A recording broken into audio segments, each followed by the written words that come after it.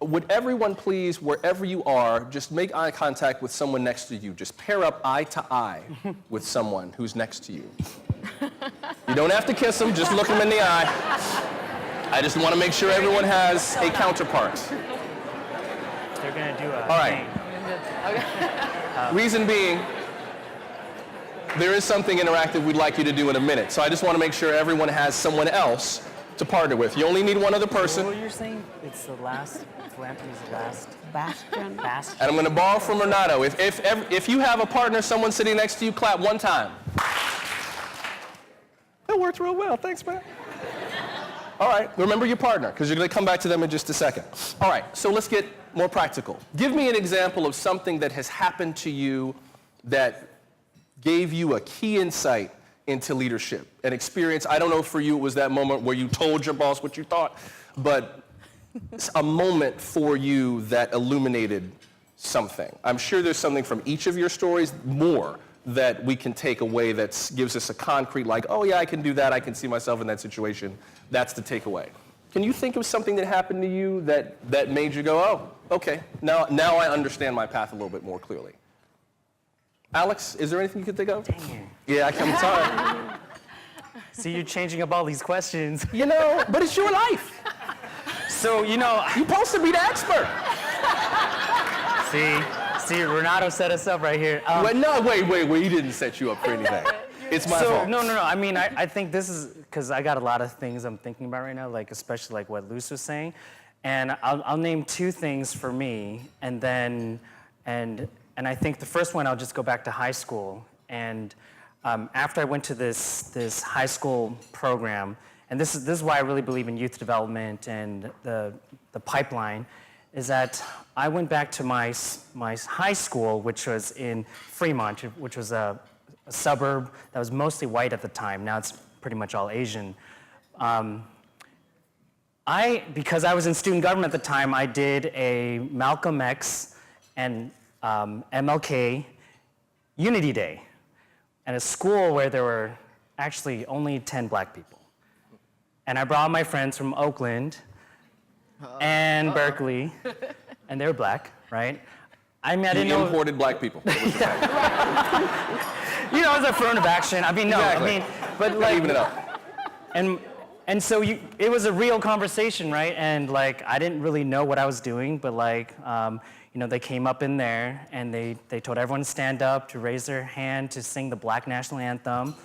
So you've got a lot of white kids who are, I mean, you got Asian kids too who are like, what the hell is this? And people like staring at me. I'm like, yeah, Black National Anthem. That's cool. And we went into everything that the teachers were teaching was wrong, genocide, like, you know, Christopher Columbus, like it just went, and it was like probably the most scariest moment in my life because I actually didn't know what they were gonna say, but I had like invited folks to come through. But I thought it was actually one of the most important things in my life to do, right? And afterwards, I was attacked by the football team, a lot of the white kids, and it really made me think about like, well, because I took a stand and because I'm Asian American, they didn't think I was gonna do that, right? And because I did do that, that is what threatened them. So in terms of when we think about black-brown unity, when we think about multiracial solidarity, I think a lot about the important roles of Asian Americans. And I didn't know I was doing that on purpose. But when I did do it and I faced it, I realized that the reason why they were attacking me was because I was not acting like the model minority. And like that was a very important part of my life. And then 10 years later, I was at a restaurant in a bar, and like some dude comes up to me, he's like, man, you're that crazy Asian! You're that crazy Asian! And I'm like, I'm sorry, what? He's like, you invited me to your school. And I mean, anyways, I'm not gonna name who it was, but y'all know this person. But anyways, he's a leader in Oakland too. He's like, man, you crazy. You let us like just do this thing, and it turns out our principal had banned them from coming to the school like forever. But they never told me, you know? So anyways, just to share like it is about taking risks, it's about fearlessness, it's about being able to really take courage when you really need to, right? And so that was really, really powerful moment for me. Wow. Add one more, but I'm gonna like. We'll let your fans. You can tell that to your fans later on. But that's pretty cool. So you became the crazy Asian. Yeah. That's my MO, you know. Well, I ain't mad at you. That's why they put Luz between the two of us, for my safety. I want to pivot to a different question based on kind of what a lot of you have said, and then we'll give you two a chance to pair up with your new partners. As I was sitting here listening to Cynthia speak, the word spring kept going through my head, from LeaderSpring and the idea of it, pull it, and then, like the whole idea of a spring. It occurs to me that a spring cannot propel without tension. Talk about the impact of tension and conflict on leadership. Rachel, you kind of alluded to it about your experience at Yelp, and you deal with tough subjects, diversity, inclusion, Silicon Valley. I mean, we covered the hell out of Jesse Jackson when he showed up because it was a catalyst that finally got these companies to release numbers about their workforces that they had given to the US Department of Labor and wouldn't give KQED. We had to hammer and hammer and hammer and hammer, and then finally Jesse Jackson shows up and all the numbers are published. So it finally kind of opened this floodgate when he put enough pressure and created enough tension in the room. And you deal with a very tense subject. How do you navigate that and still allow yourself to lead in the direction that you want to go and get people to follow you? Yeah, so I am blessed and thankful for Jesse, but on the other hand, some days I'm like, good grief, this man set me up. Because he opened the door, but now most of us in this position, heads of diversity, chief diversity officers, most companies have them, Twitter, Uber, Pandora, Yelp, Google, blah, blah, blah, blah, blah. It's an everyday battle. I consider myself to be an internal civil rights leader, therapist, and other things that go along with that. So every day there's tension. As a matter of fact, there was a conversation today where now the pendulum swinging, right? I think as a leader, one of my things that I'm supposed to do is set the vision, right? The Bible says without vision, the people will perish, right? And so as a leader, my job is to set the vision for what the company should look like, which mirror where the country is. And so I've done that, everybody gets that, but now there's a question from white men, what's my role? Where's the vision for me? What place do I have in this whole conversation around diversity? And so that fear that they have that we're somehow trying to shut them out of something that they've had the privilege of being a part of all these years has created this tension between the people of color and the white men, right? As Yelp changes, the percentage of white people goes down, the percentage of people of color goes up. So there's this natural fear now so the conversations I have to have are pretty interesting in terms of, hey, you do have a role as an ally. You can use your white privilege. What's white privilege? I have that. Well, let me educate you on what white privilege is. You definitely have it and definitely been benefiting from it. Share it. Sponsor someone, be an advocate, and so the conversations change in that way. By the way, does everyone here in this room, is there anyone who is willing to admit they've never heard that term before? White privilege. White privilege. So you define for It's me. okay. Be brave. I can give you a quick. Okay. All right. Nice. Because usually we have to, every time we do an episode of Truth Be Told that includes white privilege, I have to define it over and over and over again. But good for you for having the patience of that. So you basically have to kind of redirect the tension. You're not really telling people, oh, don't worry about it. No, I mean, the tension definitely happens. So we have an open sales floor that looks very much like this. Bunch of desks, a bunch of people from different backgrounds, and things happen when it's an open desk, people from different backgrounds. Things are said in passing, things are said confrontationally, and so I hear all these stories, I'm trying to talk people through it, but then I'm the messenger to the C-level executives and the VPs who never hear about these things. And so the first couple of times it was, what? That's happening in my company? What? Who? What? And I was like, how is it in that white tower and that white privilege tower? Because they've been kept up there for so long. And so now that they're starting to hear like the real deal that's happening to people who look like me and don't look like me, then we're starting to have some real good conversation. But there's definitely tension. I walk the floors and things aren't all kumbaya. Right. Luz, could you speak to that also briefly? You had spoken about philanthropy being one of the last bastions of conservatism in terms of the way that people think about what their largesse should be doing. I want to move on to the next part of our panel in just a second, but could you speak briefly to that, about how you deal with tension at the highest levels of philanthropy? Well, by being a thorn on their side. Jesse Jackson did not happen to philanthropy yet, right, James? I was going to say, he's on his way. Yeah, He's on his but way. we've been trying to struggle with this, and the usual answer, oh, we cannot find anybody. Boards of directors, I think there's 5% people of color on boards of philanthropy. It's about 30% program staff, program officers, and so it's in the grants, because that's what's important, is that if you want to make grants to communities you care about, you should have people that look like you in those rooms. Yeah. So they can advocate for you, but also that they should be able to understand what you're trying to do. When that doesn't happen, we got the problems that we got today. And how I deal with this, I've grown accustomed to being told, oh, that's all she could talk about.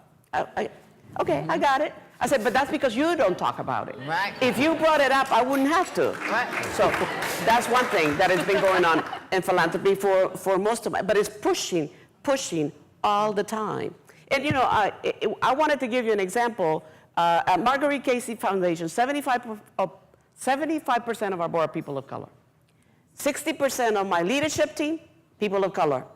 50% of my staff, people of color. It can be done. All you need is the will to do it, because the people are there, and I think that they're wonderful people who can do this job really, really well.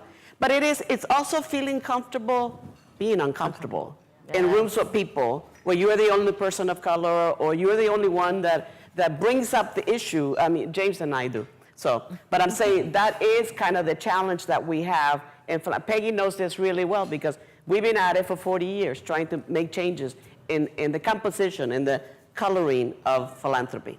Mm-hmm. Love it. All right, let's broaden the conversation. Yes, let's broaden the conversation out. Everyone remember who you paired up with, the friends you just made. Here's what I'd like you to do. I want to broaden the conversation out to you for just a little bit. Don't worry, this is only to take about 6 minutes. So if you are uncomfortable talking to people, you'll only have to do it for 6 minutes. Here's what I'd like you to do. We've been talking about this theme, Leaders Rising. We'd like you to take a minute to hear, not just from the four of us on the stage, but from the person sitting to your left and or right for just a minute. We'd like you to consider the question of what insights about Leaders Rising, this theme, are emerging for you in your work. You know, if you were here on this stage, what would you be telling us about what this theme of Leaders Rising means for you? In the interest of time, we will give each of you 2 minutes to talk and listen. One of you will talk, the other one will actively listen for 2 minutes. Then we'll switch. After that, I'll ask a few of you, if you would like, to be brave and just share some of what you heard. If something that you heard from the person across from you struck you, or was illuminating for you, or was insightful for you, we'd like to hear that so you can share it with the rest of the room. So, either one of you can start, either as the speaker or as the active listener. We'll give you 2 minutes, and then we'll switch, and then after that, we shall see who the bravest among you may be. Anyone on this side of the room that heard something good that's worth sharing with the rest of the group? There was no good conversation in this entire part of the room? They were talking. We fed you, we gave you chocolate cake. All right, I'm coming back to you. Anybody on this side of the room? Okay, there we go. Yes, sir. Please introduce yourself and tell us what you talked about. I'm coming back to you, just so you know. My name is Lawlin Long from Faces SF. Get away from the speaker. Thanks. Yeah. Thank you. Yeah, yes, just take a step forward. Is it good enough? Take a step toward me. There you go. There we go. Out of the spotlight. There you go. All right. Perfect. So I talked with Christina Bew. I just met her today, and she's a very successful businesswoman and almost a C-suite. Almost a C-suite. But I think she will be C-suite in the next year or two. But besides that, she could have put on a resume that, you know, I climbed the Himalayas and so forth, and what gave her her experience to make her the successful person she was. But she, on her resume, put, I'm an immigrant here in America and made it. So that makes a difference. So if you remember your past and you're authentic, then you can make a difference. I like that. I like that. Remember and honor your past. All right. We got a good one from the north end of the room, got a good one from the south end. Somebody in the middle, please Yeah, sir, thank you. Hello, everyone. I'm Richie Perez. I'm with MUFG Union Bank. I was having a conversation with Maggie Gomez. We are both ERG leaders at Union Bank. And what struck us was the idea of having the courageous conversations, being able to talk to whomever at whatever point in time about what you feel is your true self, what you feel is your truth. Of course, it has to be purposeful. You can't be a bull in a china shop, and you have to have a really good plan for having those conversations. So that's what really struck us. Excellent. Thank you very much. I know we've gone through all three quadrants of the room, and I do have one more question for you before we go, but is there something burning that someone feels they really want to share? Well, come on, burn it up. Let's hear it. Introduce yourself. I'm Cedric Brown, and I was talking with Aaliyah. I'm sorry, the mic wasn't all the way up. Introduce yourself one more time. Everybody knows me. I'm Cedric Brown. Well, introduce yourself to me then, doggone it. I was talking with Aaliyah Rosario, from whom you heard earlier, and she asked the question, as leaders rising, when are we risen? When have we risen? When have we arisen? When are we there? Ooh. And it begs the question about leadership development over time, and I just thought that was brilliant. Actually, I'm going to play off of that one to ask the last question to all of you before we wrap this up. To the point of leadership development over time, the three of you have reached some very interesting heights. What do you need as leaders to reach whatever your next level is? I'm sure each of you is aspiring to something more. What do you need to keep growing? Whether it's in this room or beyond, what do you need to keep growing? Luz, let me start with you. What would you need to take you to the next level? Retirement.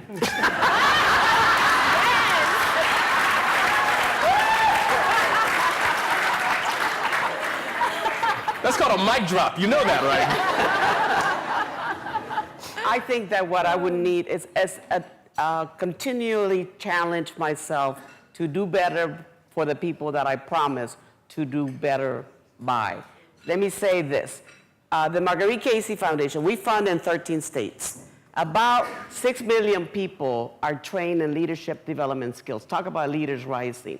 But only about 1 million of them get engaged in changing their communities. And I think that is what people need. They need an opportunity to express their voice. They need an opportunity, they need something to work with, and somebody to encourage them and say, yes, you could do that.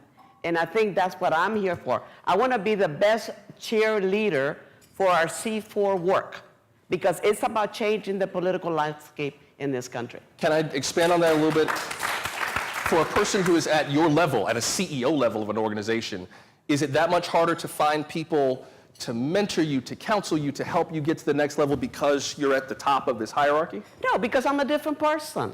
It's not because I'm there, but you know, a lot of people would say, well, you already got all you need and you just have to do the work. And that's true, and I have a wonderful board of directors that advises me, counsels me, mentors me. So I'm set in terms of finding what I need, but I think it's more than about me. It's about what I want to do in my communities across the United States. And in order to do that, I think what I need, to be serious, I need to nurture myself, to take care of myself, so I'm able to deliver what I've been asked to do. Right. You can't care for others if you don't take care of yourself. Sir, what do you need to go to the next level, to go to your next level? Thanks for not having me go first. No. I was going to have you go last so you could be the big finish. It's all you. It's all you. I just want to break out of the individual nature of what we're talking about, because the way that I will be able to rise is if other people can rise and believe that they can rise. And that's okay, you can clap this. People rise in different ways, and we have to, it's like, how do we lift everybody is a big question. And so how do you lift the worker that we've been working with for 10 years, who's afraid of even coming to a meeting, who is not paid minimum wage, and work with her for 10 years, where last year she was organizing meetings with workers to stand up to her boss. How many of you have gone to Yang Sing, the dim sum restaurant? It's okay, you can admit it. It's okay now. But she worked in that place, and it took 10 years for her to actually feel confident to stand with her workers and fight against wage theft. So think about that as one, like how do I rise by lifting her, right? And then we're in this huge transformation right now where you got a lot of folks who are on the streets, right? Fighting against police brutality, probably doing things that not everyone agrees with, right? But those folks are rising too. So how are we in this ecology of leadership where we're rising and lifting people at the same time? Like, I think about it, I've been thinking about this like around like movement physics, right? The train is in motion, things are in motion. So where are you in the physics, right? Are you trying to stop it? You trying to pull onto it? Are you trying to use it to change things in your workplace? Like, we need people everywhere. Right now, there's a huge political opening because of what young people are doing. But we also cannot leave behind the worker who is facing wage theft, right? Right. So how do we do that all together? And Rachel, what about you? What do you need to take your leadership to the next level? Yeah. Retirement. No, I'm kidding. No. No. Actually, We got to get you those stock options back. Right. I'm working on that. Exactly. So what Alex just mentioned is the collaborative teamwork that needs to happen. I think, if we're going to take care of the young that needs, make them leaders, we need to come together from corporations to community organizers to the nonprofits to school administrators and local governments and really figure this thing out for our kids. There is a pipeline issue. There are not enough underrepresented minorities and women interested in STEM, interested in math and science to become coders. There are going to be 1 million jobs available in tech industry by 2020 that we can't fill in our own country when we have 1 million people that we can train up. And so I think once we figure out kind of that ecosystem of the schools and how the schools can come up with alternative ways to get people interested in science and math and really reach out to those students and then work with the corporations to get them equal pay, great jobs, and great stock options, then we have figured it out, and then, that would be great. And is that something you're trying to figure out how you fit into all of that, or are you on that? Like, have you figured out your role in that and you're on that path? Or? Right. Well, I think coming to things like this and spreading the word and talking with you all and letting you know what's going on is part of it. I think I'm going to need the leverage of some of my white colleagues to use their social capital and their white privilege to help advocate for this, because it's going to take all of us. It can't just be the black and brown people kind of talking to each other and fighting for one another. We need everybody involved in this, and that is definitely something that I'm just beginning to get going.